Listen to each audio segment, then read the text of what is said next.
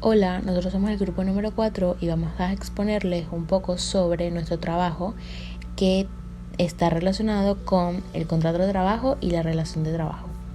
En primer lugar, vamos a mencionar que en la Ley Orgánica del Trabajo, en el capítulo 2 del contrato de trabajo, en el artículo 66, se expresa que el contrato de trabajo es aquel mediante una persona se obliga a prestar servicios a otra bajo dependencia, mediante una remuneración.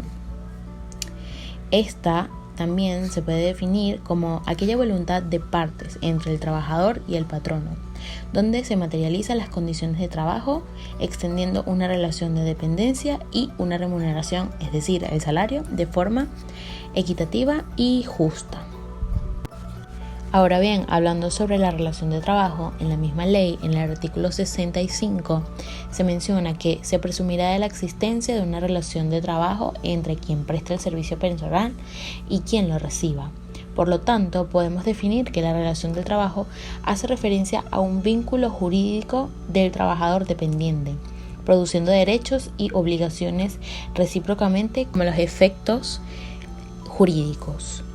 Hola, mi nombre es Francis Acosta y yo les voy a hablar sobre las diferencias del contrato y la relación de trabajo según la doctrina. Referían también en el citado artículo 65 de la Ley Sustantiva, al considerar que no necesariamente ha de concursar el acuerdo de voluntades entre las partes para que se pueda producir un vínculo de naturaleza laboral. Con lo cual se quiere expresar que, al presentarse la prestación personal de servicios bajo relación de dependencia o subordinación y mediante el pago de remuneración, existe un vínculo de naturaleza laboral que debe estar amparado por las normas laborales, independientemente de que haya mediado o no para producir esa vinculación. El concurso de voluntades que requiere el contrato de trabajo, el vínculo no deriva necesariamente de un contrato.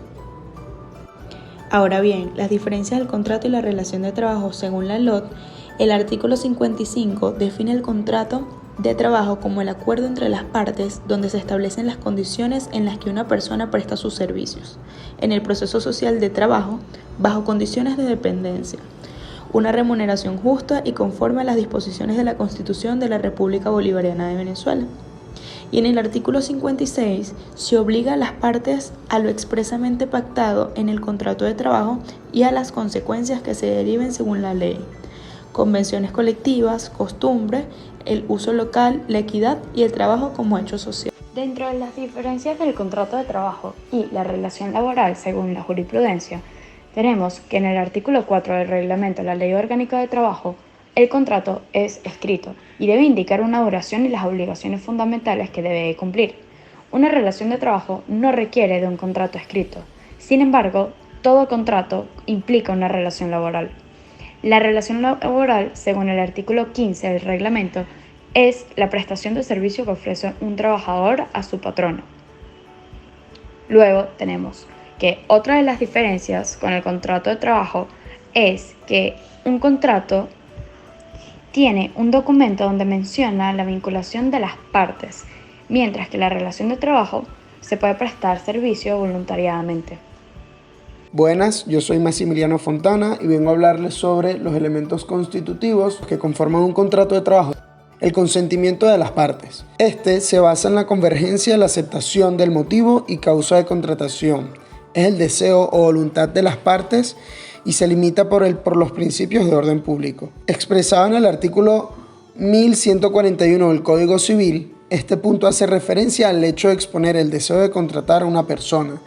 Este se puede hacer de manera tácita o expresa, y la misma puede ser realizada de forma verbal o escrita. El objeto está establecido en los artículos 1155 y 1156 del Código Civil. Indican que el objeto de los contratos debe ser posible, lícitos, determinados o determinables. También se menciona que no se puede hacer el acto de renuncia a una sucesión no abierta, ni celebrar estipulaciones sobre la sucesión, ni incluso con el consentimiento de la persona que trate la sucesión. Se basa al enseñar y declarar el objeto de la contratación y consiste en prestar servicios retribuidos por cuenta ajena. Y el último punto es la causa. La causa se define como el motivo determinante que lleva a las partes a celebrar un contrato. hecho que genera obligaciones con la finalidad de que se lleve a cabo un acto o negocio jurídico.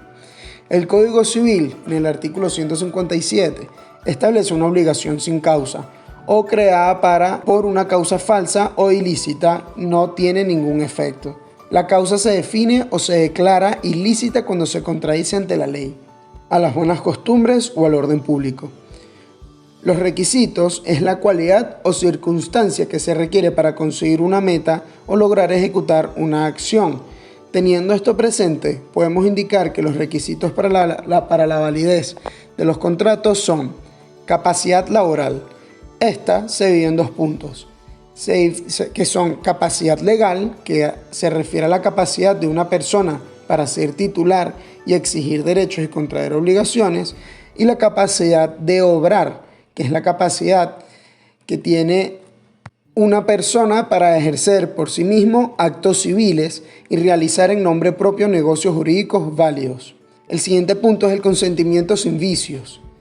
Aquel cuyo consentimiento haya sido dado a consecuencia de un error excusable o arrancado por violencia o sorprendido por dolo, puede pedir la nulidad del contrato. Esto lo indica el artículo 1146 del Código Civil.